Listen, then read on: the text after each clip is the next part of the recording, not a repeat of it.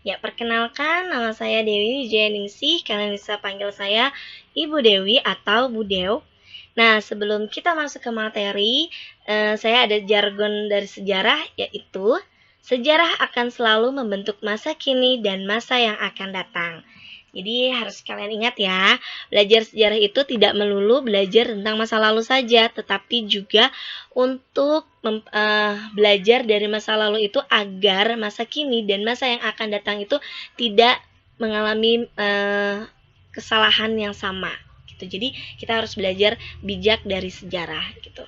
Oke, untuk materi kita kali ini langsung aja kita bahas, yaitu tentang kolonialisme dan imperialisme Barat di Indonesia.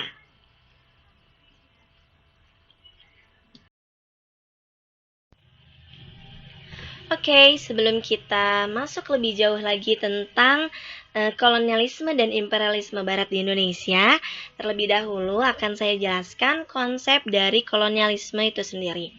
Nah, jadi kolonialisme itu adalah suatu bentuk penguasaan terhadap wilayah atau negara lain dengan tujuan untuk memperluas wilayah kekuasaannya.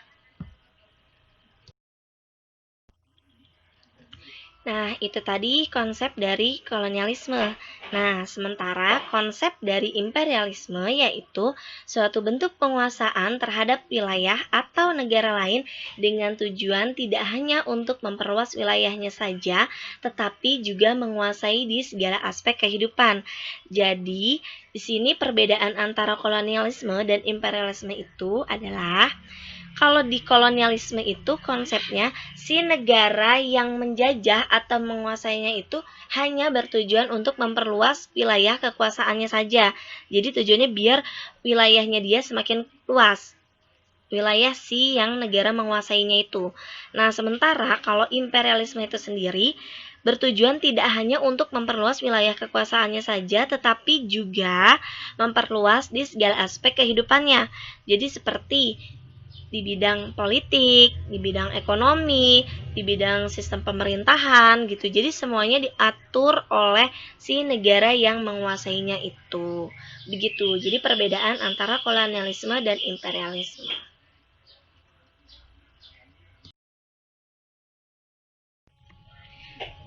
Nah, oke guys, di slide sekarang ini ada peta konsep tentang menjelaskan antara kolonialisme dan imperialisme sampai ke ada Mutiara dari Timur. Oke, saya jelasin satu-satu dulu aja ya. Nah, di sini di slide yang pertama ini, di slide yang di kolom ini nih, yang kolom pertama, itu kan ada jatuhnya Konstantinopel tahun 1453 ke Turki Utsmani. Nah, jadi ini tuh merupakan faktor pendorong dari bangsa barat melakukan penjelajahan samudra atau akhirnya menjadi faktor yang sangat menentukan bangsa barat itu sampai ke Indonesia. Jadi, apa sih hubungannya jatuhnya Konstantinopel ke tangan Turki Utsmani sama penjelajahan samudra bangsa barat? Ada banget guys.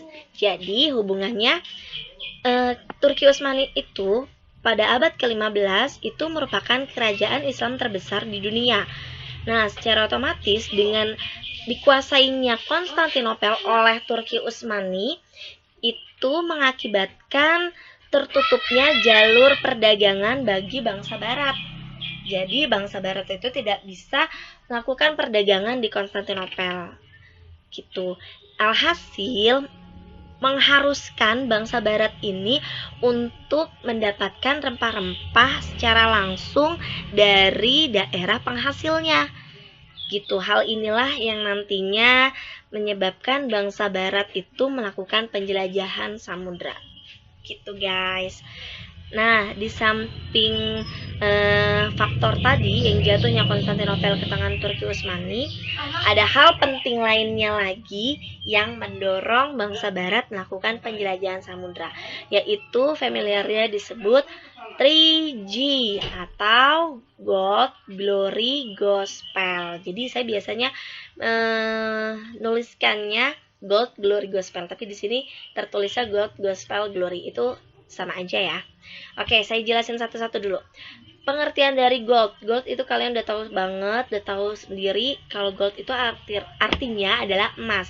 Nah, maksud dari kata emas di sini memang bangsa barat itu melakukan penjelajahan samudera, di samping memang real mereka mencari emas itu juga.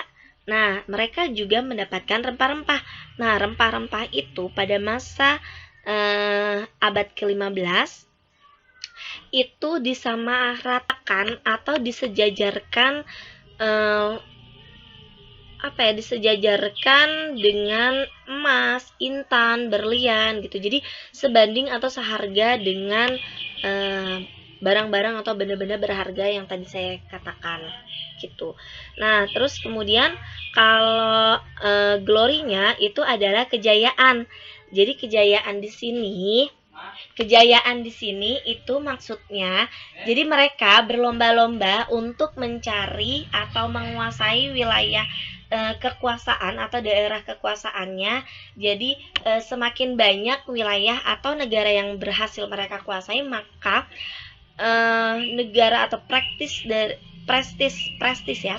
dari negara tersebut itu semakin meningkat gitu. Jadi kejayaan negara tersebut semakin meningkat. Nah, faktor yang terakhir, G yang terakhir itu adalah gospel. Nah, gospel di sini itu artinya adalah penyebaran agama. Jadi mereka itu juga memiliki misi suci, yaitu untuk menyebarkan agama. Gitu, guys. Nah, di sini kemudian ke bawah ini kan itu mencari rempah-rempah. Jadi dari 3J tadi itu mereka akhirnya mencari rempah-rempah ke dunia timur. Nah, ada 4 pelopor negara barat yang melakukan penjelajahan samudera yang akhirnya sampai ke Indonesia, yaitu yang pertama negara Spanyol, yang kedua Portugis, ketiga Belanda, dan keempat Inggris. Nah, ini tuh keempat negara tersebut mencari rempah-rempah dan mereka itu mengistilahkan rempah-rempah itu sebagai mutiara dari timur. Kenapa disebut sebagai mutiara dari timur? Yang tadi udah saya jelasin. Jadi rempah-rempah itu disejajarkan dengan harga emas, intan, berlian gitu. Jadi rempah-rempah itu pada masa atau pada abad ke-15 itu sangat berharga. Gitu, guys.